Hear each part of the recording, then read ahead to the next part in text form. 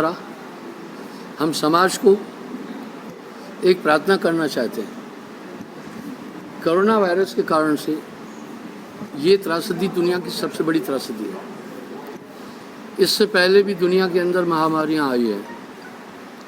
उदाहरण के लिए 1914 से 1918 तक वर्ल्ड फर्स्ट वार के समय भी बहुत भयंकर बीमारी प्लेग वगैरह चली थी, लेकिन उसका दायरा इतना लंबा नहीं था और ड्यूरेशन भी इतना लंबा नहीं था।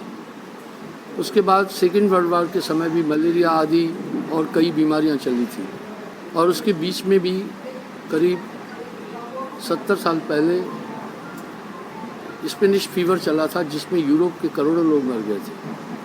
लेकिन वो बीमारियां भी जो थी पूरे विश्व को संक्रमित नहीं कर पाई थी, लेकिन ये कोरोना वायरस पूरी दुनिया को संक्रमित कर चुका है और ये प्रॉब्लम आगे भी बढ़ेगी। इसलिए मैं समाज से प्रार्थना करना चाहूँगा कि इस ड्यूरेशन में गरीब तबका, ये मैं बिगनिंग फर्स्ट डे से ही लॉकडाउन स्टार्ट हुआ मैंने प्रार्थना की थी कि इस लॉकडाउन का प्रभाव आप हम पर या निवासियों, जो स्थायी निवासी हैं, उन पर कम पड़ेगा। हालांकि ये सब पर पड़ेगा, पर वो भूखे नहीं मरेंगे, क्योंकि गांव में रहने वाला आदमी कुछ रिश्तेदार होते हैं, कुछ परिचित होते हैं, उनसे मदद ले लेता है। लेकिन जो प्रवासी मजदूर हैं उनको ये मदद नहीं मिल पाती है। यहाँ उनका कोई परिचय नहीं है। वो अपना घर बनाते हैं सिर्फ 100 रुपये में। एक पॉलीथीन लाते हैं, एक बांस यूट्यूब में गाड़ करके उस पर अपनी कुटिया रहने का स्थान बनाते हैं, और उनके पास इलिटरेसी के कारण से बच्चे भी ज़्यादा हैं, 2-2, 3-3, 4-4 बच्चे हैं।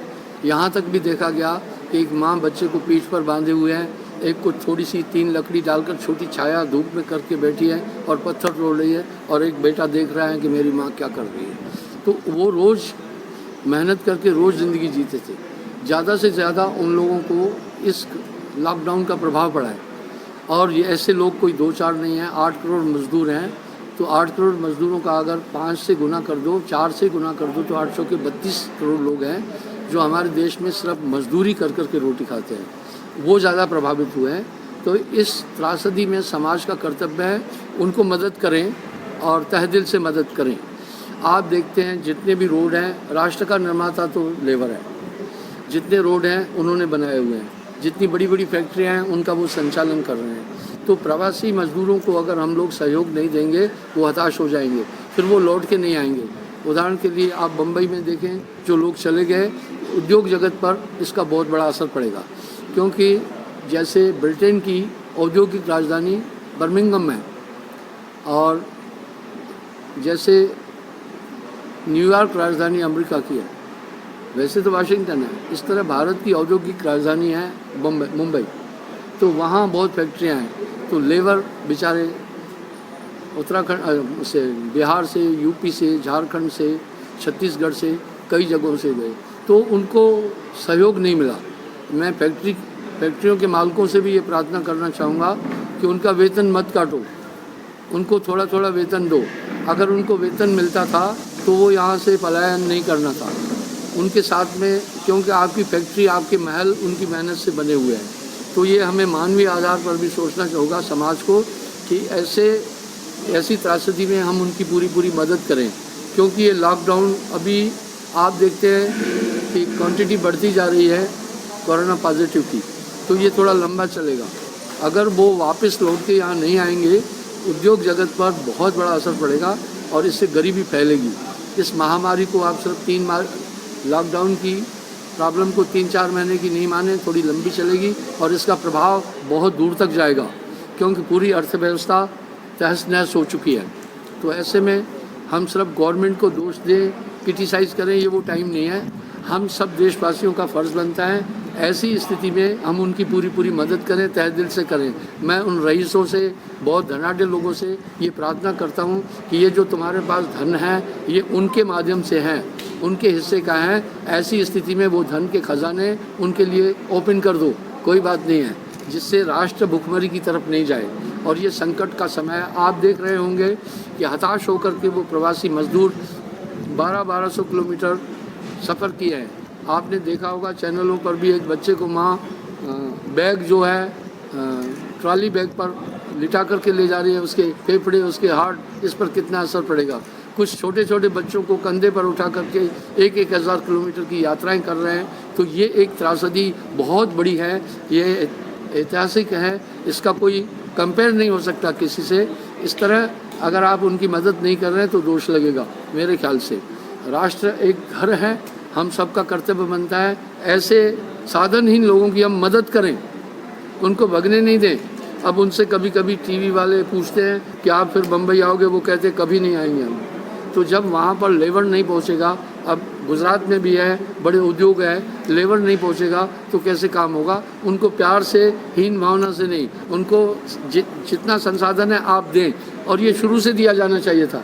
जस्ट बिगनिंग से मैं ये बात बोल रहा हूँ कि इस लॉकडाउन का असर आप हम पर नहीं पड़ा है, क्योंकि आपके रिश्तेदार गांव में हैं, उनसे पैसे मांग लिए होंगे और उधार ले लिया होगा, आपका घर वहाँ है, लेकिन उनका यहाँ कुछ भी नहीं था, इसलिए वो हताश। हमारी संस्था ने यही बात सोच करके पिछले 75 दिन से हम उनको पका हुआ भोजन करीब 10,000 लोगों को दे रहे हैं।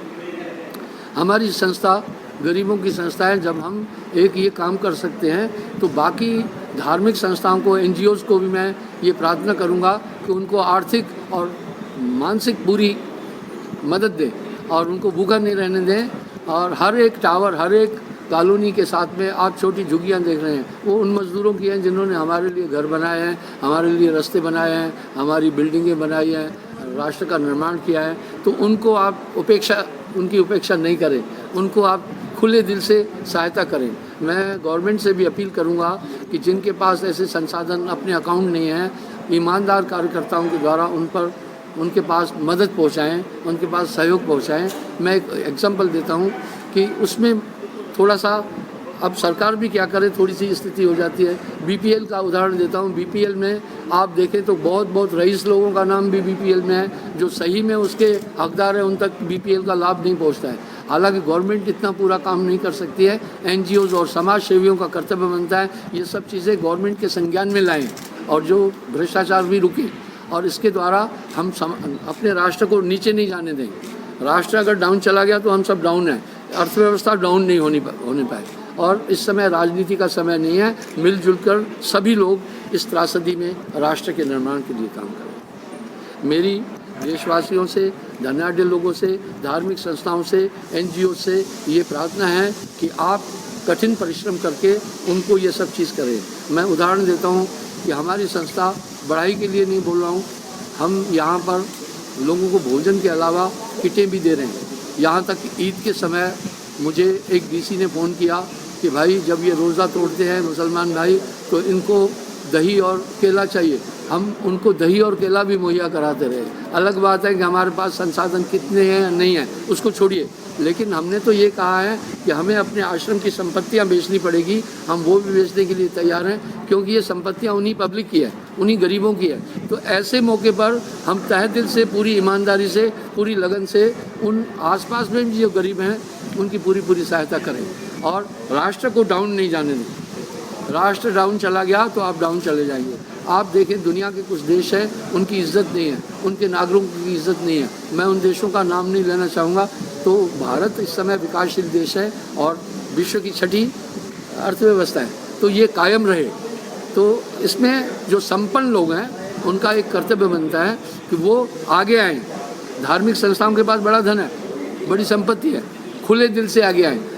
नेगेटिव काम नहीं करें कि 2 को भोजन खिला के मीडिया में सिर्फ दे दिया और कहा जी अपना नाम हो गया। नहीं, वो कंटिन्यू रखें आप। कुछ ऐसी चीज़ें सामने आई कि 1-2 दिन सिर्फ मीडिया को अपना फ़ोटो दिखा दिया और वो फिर वहाँ से गुम हो गए और कह दिया लाखों लोगों को रोटी खिलाया, ग्राउंड में किसी को भी नहीं खिलाया। वो आप पॉजिटिव काम करें। इस समय बनावट की गुंजाइश नहीं है। अगर एक आदमी भूखा मर गया तो राष्ट्र हमारा परिवार है। घर में एक आदमी संकट में आता है तो हम सब जुट जाते हैं। इस तरह विश्व ही पूरा हमारा कुटुंब है, यही हमारी संस्कृति है। मैं समाज से यही प्रार्थना करना चाहूँगा कि दिल खोल करके इस समय ऐसे साधनहीन गरीबों की पूरी सहायता करें।